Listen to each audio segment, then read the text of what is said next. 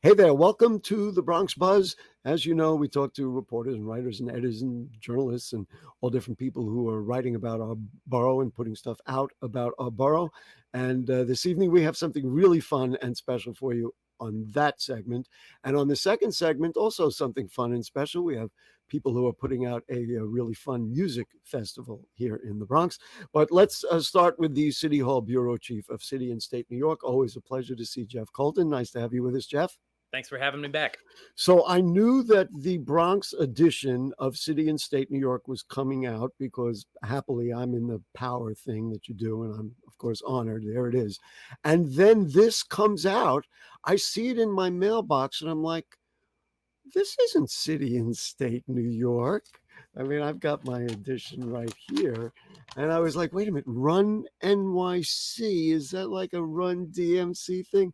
I thought it was brilliant. Well, I mean, I don't know who wants to take credit. Was it you who said, let's do this? And oh, let me just tell our viewers the story is how hip hop took over New York politics.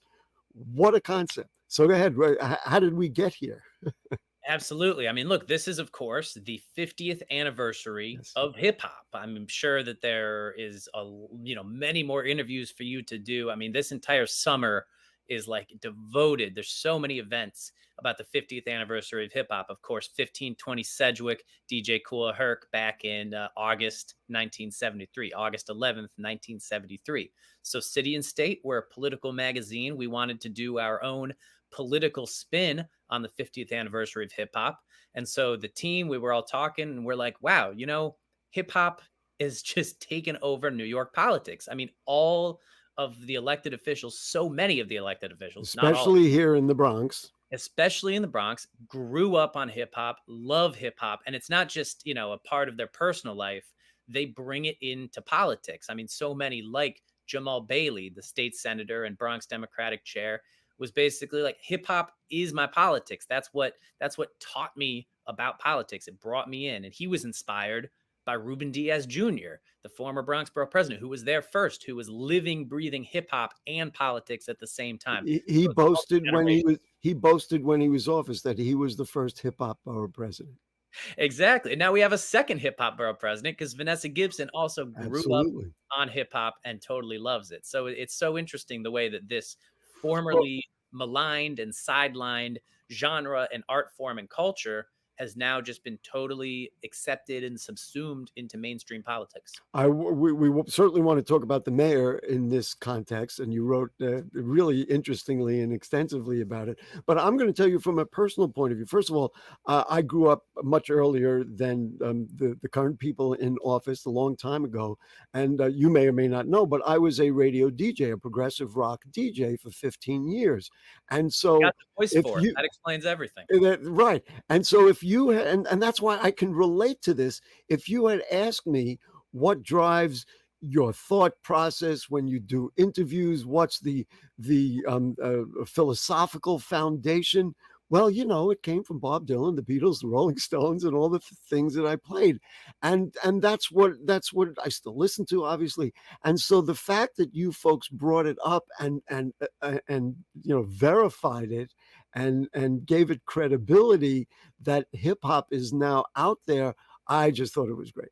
But let's talk about the mayor. Now, the mayor also endorses hip hop. He's posed with, many of the artists. Let's talk about, the both sides of this, and which really lends into Mayor Adams' personality and some of the issues he has. So let's just talk about the mayor as a hip hop mayor.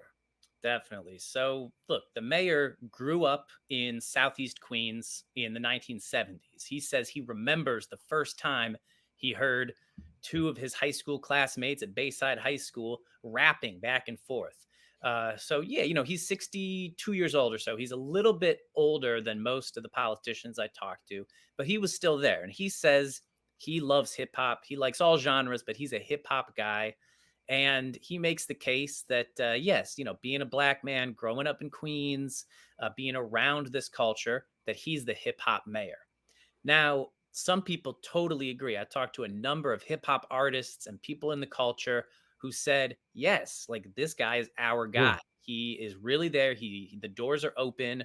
He communicates with us, and we appreciate him as the city's second black mayor. But some other people are saying Eric Adams is not hip hop. This isn't a genre about fighting the power, and he is the power. He is not governing as a all out progressive.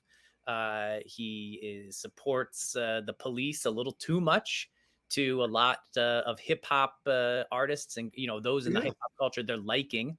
And I even had Congressman Jamal Bowman, a total hip hop head. They basically bickered back and forth. Bowman said, "No, Eric Adams is not hip hop. He does not live the hip hop way."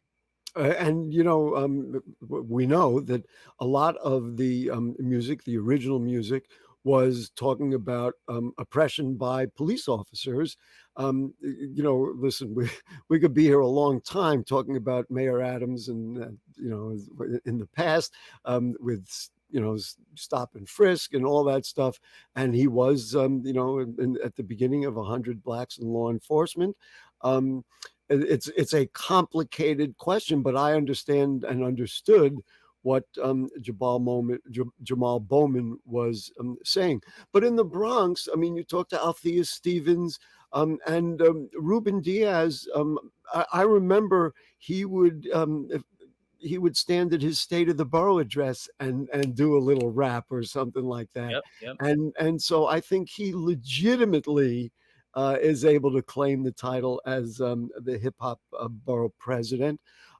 Where does it go from here? And certainly in the Bronx, the generation of new electeds that we have at literally every level, at the city council level, at the assembly level, and the Senate level, they all are of that age, just like I was when I was back then at that age.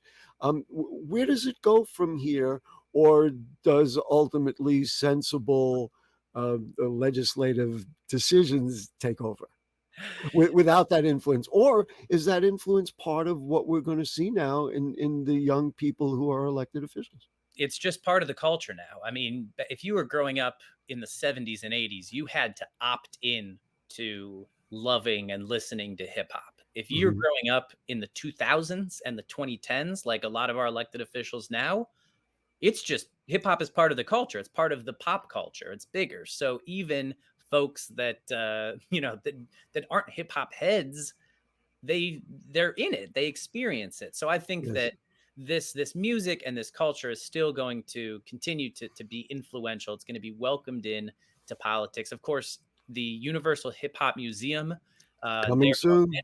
already a big presence in the Bronx, but they're planning to open the actual physical location in 2025. Of course, this summer, every elected official, every level of government, every nonprofit, they're all doing Hip Hop 50 concerts and honors and looking back at the history of hip hop.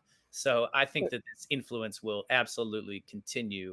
It's not a flash. I'm interested in the previous discussion about the nature of the politic in the movement. So let's use the Hip Hop Museum. It's in a building that I don't have the numbers in front of me, is a certain percentage affordable, et cetera, et cetera. The perception might be that these are projects that go on, but not the kind of thing that the mayor endorses in many of his cases. Now, I don't want to presume anything about this particular project, but it occurred to me, and it's probably too far an analogy, but when Donald Trump played Bruce Springsteen songs at his rallies. Of course, the boss was not happy about it and wrote to him and asked him not to. In a way, that's what Jamal Bowman is suggesting, that you're endorsing this, but your politic doesn't reflect it. Is that That's exactly right. And look, hip hop too is a very wide genre.